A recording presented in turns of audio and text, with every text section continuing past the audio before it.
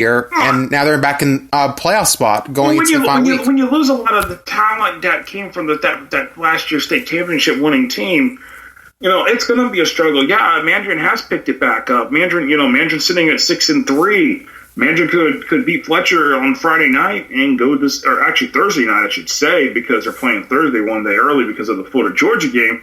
They could go to 7-3, and they could bypass Spruce Creek and get the 7th seed, and then they'd be looking at playing who again? Bartram Trail.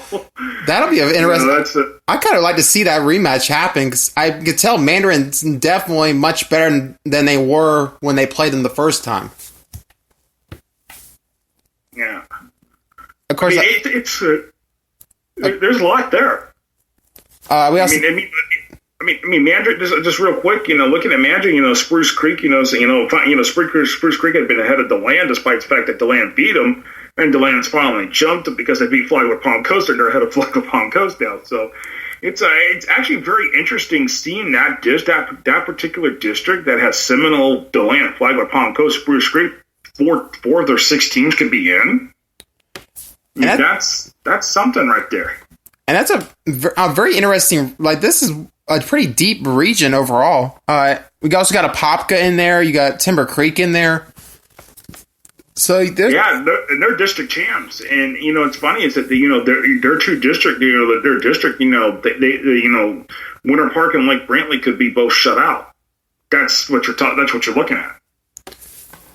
I gotta feel like Winter Park at 6-4, they're not going to be able to get much higher than where they are. They're probably finished. Lake Brantley, they might be able to sneak in, perhaps if Mandarin drops this game to Fletcher. But I think as long as Mandarin can get through Fletcher, we're probably looking at what the 8 teams are, and we're just waiting to see where they finish seed wise. Right. But that's the biggest thing right there is where the seed, where it's gonna where sits at. It's where what these final games come out to be, and see what happens. You mentioned 3A Region 1.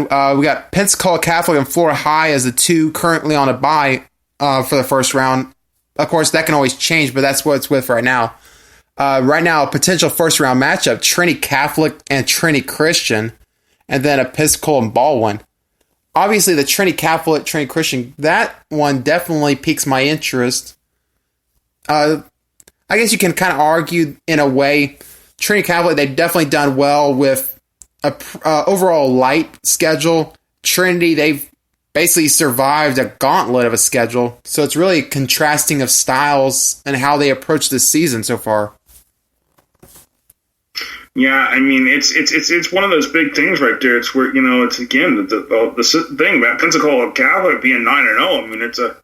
It's a shock to the system now. But if you look back, you look at all the way. Here's Trinity Christian at 5-5, sitting at the 6th seed. But again, the next team out is Wolfson 7-2. But there's a significant difference between Trinity Christian and Wolfson's RPI. If you look at who Wolfson has played, this is where I point out where the strength of schedule has, in this whole thing, the strength of schedule, it shows right here. Wolfson has not played anybody significant to get that 7-2 record. They're going to miss they're probably going to miss the playoffs. Say they finish 8-2, they're probably going to miss the playoffs. And some people are going to oh well, look at this 8-2. They missed the team. They should have been in. I'm going to point out no, just no, they're not. That schedule's weak. You have to find balance. You can't beat up on every weak team, go 8-2, and expect to be in the playoffs. It's not going to work. I wonder if they would have won any of the games that Trinity played. No, not at all. I agree. I don't think they would have. They'd probably be 0-10 with Trinity's schedule.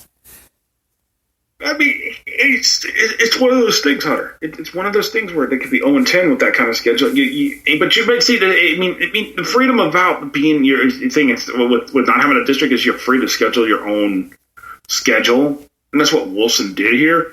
But this is also an expectation. You can't totally go too far to the right or too far to the left, because if you go to either extreme, it's either you're going to be either losing a lot of tough games, or you're going to be winning a lot of what I call the cupcakes. I mean, there's there's an approach called balance. And hey, people got to be reminded, you've got to balance. See, there's this good thing. You got to go schedule some tough games, but you also got to go schedule a couple of games you know you're going to win. Hey, these are going to be the must-give-me wins. Then you're going to have the games over here that are going to be the ones I'll get into a dogfight. Hey, if we schedule 4 tough games over here and we go 2-2, hey, that's great. I do always feel like when I look at Columbia's schedule, it usually is pretty balanced because even though, it's kind of a schedule usually that like a lot of schools out there probably would struggle with. It's a kind of schedule that we can manage. Right. That you're definitely right. 1A Region 3, this one with Madison County, obviously the top, which really no surprise there. Then you got Dixie County at the 2 seed. Lafayette is currently slated to play Union County, who jumped back in after Fort White fell in overtime to a very strong Newberry team. Then you have Hilliard and Branford lined up as the 4 and 5. Right. I mean, it's one of those regions, and Dixie County has done well under first-year head coach L.B. Cravey, and then you look at Madison County. Some people complain, when the first RPI came out, Madison County was sitting there at 3, and Dixie was at 1, and Lafayette's 2. It's like, oh, we have 3, blah blah blah. And I'm like, just let the system play out. Sure enough, where's Madison County sitting at 7-2 at the 1 seed? And this is where I say, okay, Madison County's going to lock that 1 seed in this week. I mean, I don't think win or lose to Crestview, they're not going to bump out of that 1 seed. It's because look at who Dixie County's playing. They're playing Westside. Westside's had one of the best teams in years. Since going back to the days when they were known as NB Forest High School. I mean, for Westside, that's a 5A team going against a 1A team. The 5A team is expected to win big on that, and I expect that to happen on Thursday night. For Lafayette, Lafayette doesn't have the best strength of schedule in the world. I mean, let's look at it this way. I mean, a lot of people want to complain about, the strength of schedule doesn't factor. The strength of schedule doesn't factor. Well, yeah, it does. Sometimes you just got to wait until we get the final rankings, and we'll see where everybody is at. And then we can take the opponent's win percentage and the opponent's win percentage and take the little strength of schedule formula and look and see who had the best strength of schedule this season. The numbers are not going to lie. When it comes to sorry, go ahead. But the numbers are not going to lie on this sense. They're not going to tell you, this happened over here. No, they're not that good. You know what?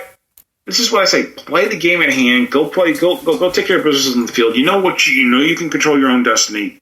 Do it. Just win. Win is controlling your own destiny. Almost definitely. Winning, you're in. Simple as that. Exactly it. With Fort White, they've definitely had a rough year. So I guess like you say, I've been able to follow them quite a bit, being here in Columbia County. And they started the year basically playing without a quarterback or basically, I guess, like rotating quarterback each week or something for like the first half of the season. Then of course they hit that pretty tough 2-game stretch and got shredded by, I believe it was Taylor County and Trinity Catholic. And they just really haven't been able to recover from it. They had a chance to beat Newberry last week, which probably would have been able to lock them into that 6th seed, or at least put them in a situation where they could have locked it in this week. But they lost it. Right. Now they got to hope for Union County to drop whoever they're playing this week, and then beat Bradford. Right, for Fort White, they're going to have to beat Bradford, but I think Bradford's going to beat Fort White because And here's the thing, Bradford's been let's look at some of the speaking of Bradford, who's in Class 4A Region 1. That's significant. I'll point out Bradford's record at 3-5 is very, very, very deceiving. It's very deceiving. They were leading against South Sumter, lost that game. They were led against University Christian, lost that game. Well, that's 2 more additional wins right there. Hey, Bradford could be 5-3 right now instead of 3-5. I mean, they lost a close one against the team they had played out of Georgia, which is slipping my mind right this second. There was a close game there. I mean, they have been in a lot of close games. That's the difference right there, and that's why Bradford, Bradford beats Fort White. They could be hosting a first round playoff game. Yeah, right now it's slated to be on the road against Mariana, but there's that. But going back to Fort White, they gotta hope that Union County pulls off some kind of, either drops the ball or something, because a win may not necessarily answer for them. All right, those were pretty good. A lot of interesting regions to go over. We're going to go ahead and hit into the rankings. I'll go ahead and start with the ones that I had. Obviously, I'm not going to go through all of them since I've been ranking to 50 teams plus 30 honorable mentions. It's like, if I tried to list all of them, I probably would pass out by the end of it.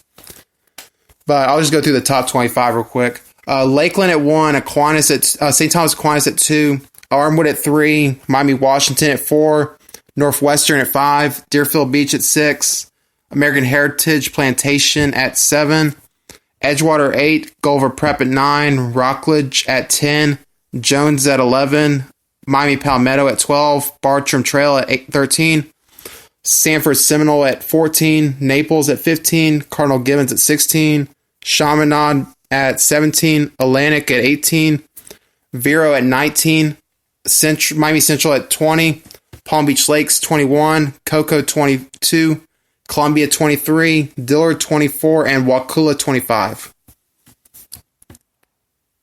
And that's your rankings. And yes. My rankings. I'll let you go ahead and list off yours. Lakeland 1, St. Thomas 2, American Heritage Plantation 3, Miami Northwestern 4, Armwood 5, Edgewater 6, Sanford Seminole 7, Booker T. Washington, Miami 8, Escambia 9, Jones 10. Now, this is a team that I did not say in that top 10. Well, they're there, but we're going to get there to in a moment. 11, Rockledge, 12, Cardinal Gibbons, 13, Lakewood, 14, Bartram Trail, 15, Wakulla, 16, Lake Wales, 17, Vero Beach, 18, Chaminade Madonna, 19, Miami Central, 20, Palmetto, 21, Miami Palmetto, 22, Apopka, 23, Gaither, 24, Palm Beach Lakes, and 25, Niceville. Okay, when I look at the rankings, there wasn't a lot. There was actually a lot of similarities in there. Obviously, with Lakeland Aquinas, we both had it the 1 and 2 spots. We both had Armwood in the top 5. We both had Miami Northwestern in the top 5. I had American Heritage at 7. You had them at 3.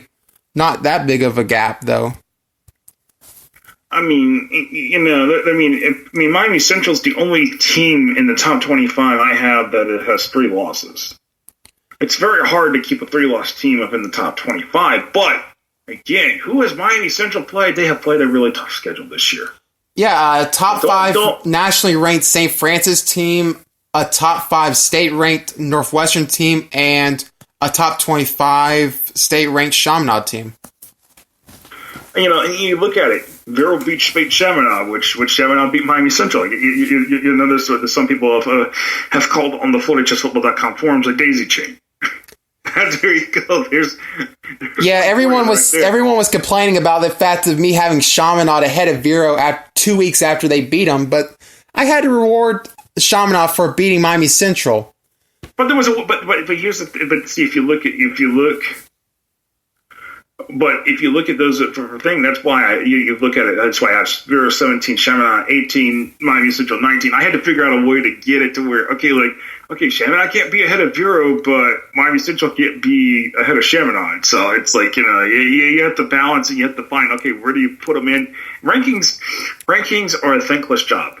So there's that. It's also subjective because you could probably have 10 or 20 different people doing rankings, and they're going to all come up overall with different results.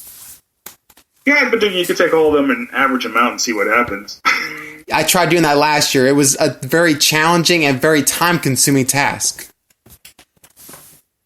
Hey, it is what it is. So let's see. I noticed you had Palmetto still in the top 25. I know I had them borderline top 25 going into last week, and when they lost so decisively to Lincoln, who I didn't have ranked going into last week.